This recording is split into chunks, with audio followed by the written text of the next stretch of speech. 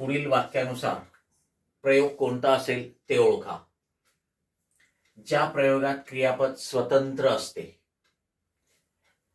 ते पुल्लिंगी वा स्त्रीलिंगी नसते. क्रियापद जे आहे ते पुल्लिंगी वा स्त्रीलिंगी नसते, ते बहुवचनी नसते, ते प्रथम वा द्वितीय पुरुषी नसते. पर्याय दिलेला आहे आपल्याला. तो भावे प्रयोग असेल, तो कर्मणी प्रयोग असेल, तो कर्तरी प्रयोग असेल, तो प्रयोगच नसेल. मित्रांनो लक्षात घ्या, याचं उत्तर जे आहे तो 1 क्रमांकाचा पर्याय तो भावे प्रयोग असेल.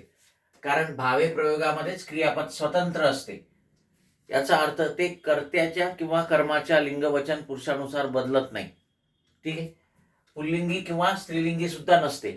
भावे प्रयोगामध्ये क्रियापद हे नपुंसक लिंगीच असते. ठीक आहे. बहुवचनी नसते हे सुद्धा बरोबर आहे. कारण भावे प्रयोगामध्ये क्रियापद हे तृतीय पुरुषी, एकवचनी आणि नपुंसक लिंगी असते. म्हणजे बहुवचनी नसते, एकवचनी असते. ते प्रथम वा द्वितीय पुरुषी नसते. ठीक आहे. प्रथम वा द्वितीय पुरुषी नसते. ठीक आहे. मग आता बघा, प्रथम आणि द्वितीय पुरुषी क्रियापद हे कधीच नसते. कशामध्ये? भावे प्रयोगामध्ये. बघा, म्हणून ही सर्व लक्षणं जी आहेत या लक्षणावरून हा भावे प्रयोगच असणार. बघा, भावे प्रयोगाची व्याख्याच आहे, ज्या प्रयोगामध्ये कर्त्याच्या किंवा कर्माच्या लिंग वचन पुरुषानुसार क्रियापदाचे रूप बदलत नाहीत.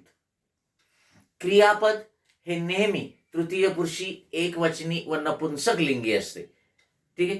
त्याला काय म्हणतो आपण? भावे प्रयोग. आणि भावे प्रयोगामध्ये कर्ता किंवा कर्म महत्वाचं नसते, तर क्रियापदातून व्यक्त होणारा भाव किंवा आशय महत्वाचा असतो. म्हणूनच त्याला भावे प्रयोग म्हणतात. ठीक आहे. तर ही जी लक्षणं आहेत, ठीक आहे, तर ही जी वाक्य दिलेली आहेत या वाक्यावरून तो भावे प्रयोगच असेल. ओके. यस.